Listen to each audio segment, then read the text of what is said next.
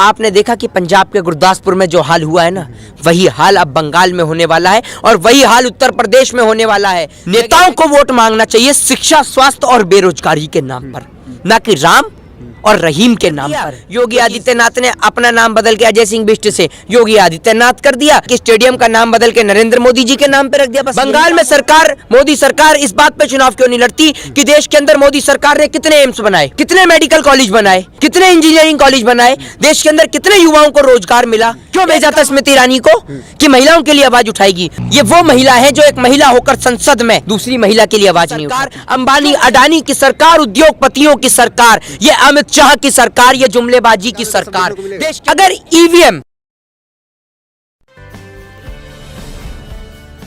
नमस्कार, मैं दानिश अंजार और आप देख रहे हैं पीआरबी। हमारे साथ मोहित शर्मा बातचीत करने के लिए मौजूद है। आज की डेट में बंगाल चुनाव, विधानसभा चुनाव को कैसे देख रहा है ये तो ज़रूरी है ही, लेकिन उतना ही ज़रूरी किसान कैसे देख रहा है, किसान पुत्र इस बंगाल चुनाव को कैसे देख रहे हैं। मोहित शर्मा हमारे साथ मौजूद है, लगातार बंगाल में डटे हुए और दौरा इनका जारी है।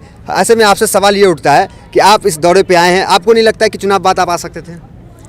बंगाल में सब कैसा है ये तो बताओ। अगर मोदी जी के राज में पूछें कि देश में कैसा है तो सब लोग कहते हैं कि बहुत ही बुरा हाल है, लेकिन बंगाल में सब खूब भालो है, खूब भालो छी। बंगाल में तो बोलने की आज़ादी नहीं, इस तरह की बात कही जाती है। कौन कह रहा है बंगाल में बोलने की आज़ादी नहीं है?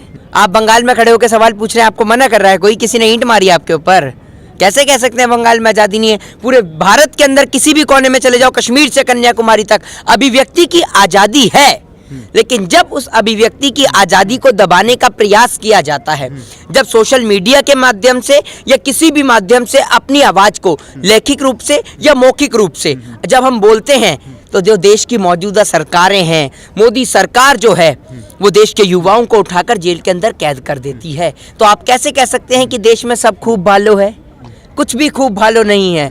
अगर खूब भालो है तो अंबानी और अडानी की सरकार है खूब भालो, नरेंद्र मोदी जी खूब भालो हैं। और बंगाल वालों से कहना चाहूँगा कि या तो सोच लो कि आपको अपने देश के अंदर, अपने राज्य के अंदर कैसी स्थिति चाहिए, या तो अगर आपको लगता है कि वापस जैसे उत्तर प्रदेश में आपने देखा कि बहन बेटियों की इज्जत आबरू सुरक्षित नहीं है, सिर्फ नाम बदले जा रहे हैं, कोई भी एक नई चीज़ है जो नहीं बनी वहाँ पर।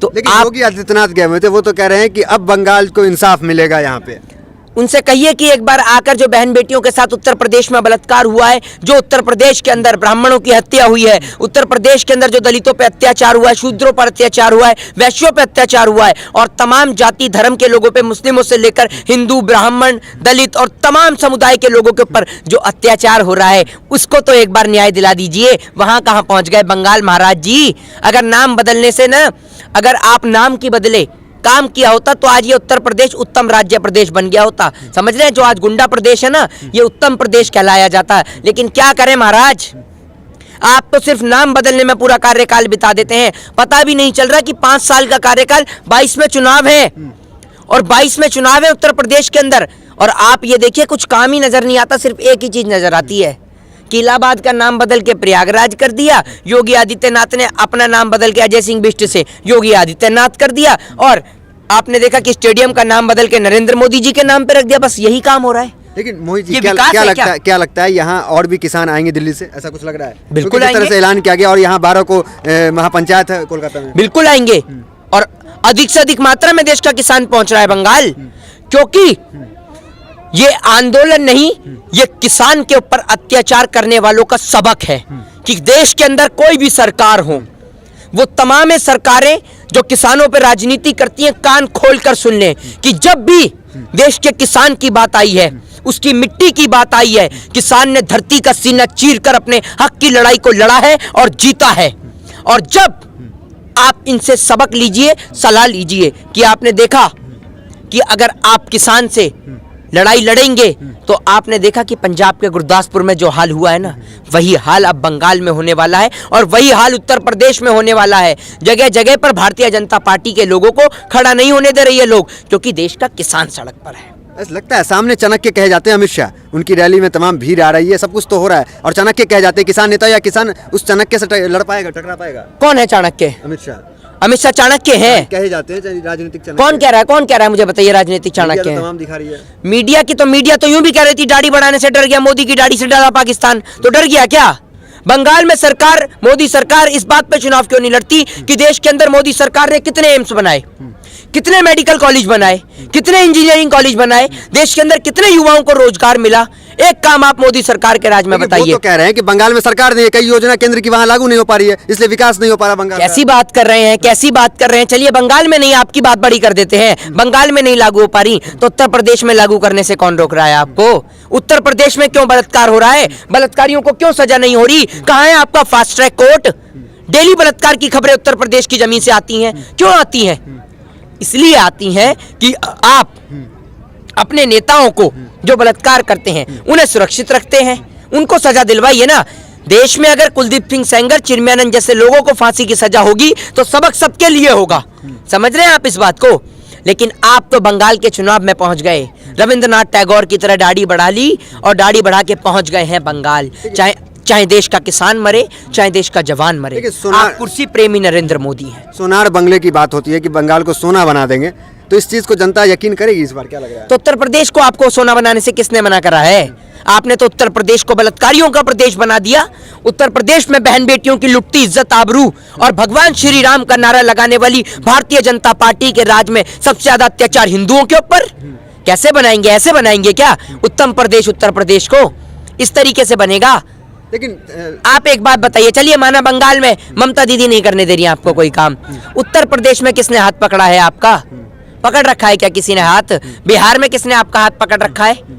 जो बिहार में इस तरीके की घटना हो रही है, गुजरात में क्या हो रहा है दहेज को लेकर, वो नहीं बोलेंगे आप। गुजरात मॉडल की चर्चा तो होती रहती है। हाँ, चर्चा तो हो भी रही है। चर्चा तो उस बेटी की भी हो रही है जिसने दहेज को लेकर आत्महत्या करी। चर्चा तो उसकी भी बहुत जोरों शोरों से है ना, उसको नहीं दिखाएंगे आप। लेकिन मोहित शर्मा, जिस तरीके से बंगाल आ रहे हैं लोग, बड़े बड़े बीजेपी के नेता रैली करे, स्मृति ईरानी आ रही, क्या ये लोग के आने से कुछ प्रभाव पड़ेगा यहाँ पे? स्मृति ईरानी की अगर आपने बात करी, ये वो महिला है जो एक महिला होकर संसद में दूसरी महिला के लिए आवाज नहीं उठाती।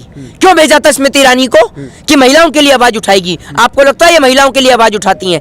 ये कुर्सी प्रेमी भाजपा की सरकार, कुर्सी प्रेमी नरेंद्र मोदी की सरकार, अंबानी अडानी की सरकार, उद्योगपतियों की सरकार, ये अमित शाह की सरकार, ये जुमलेबाजी की सरकार, देश के अंदर एक काम ऐसा नहीं किया जो देश के हित में हो। सारे काम देश के अहित में आप कर जा रहे हैं।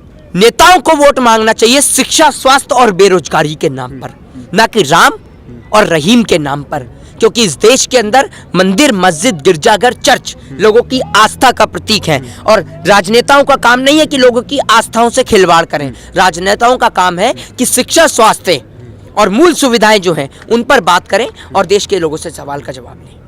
लेकिन मोहित शर्मा, आपको नहीं लगता है कि जो किसान हैं वो इस पर बंगाल आ रहे हैं और तमाम किसान नेता भी आ रहे हैं, ऐसे में जो बंगाल आने मना है किसान को?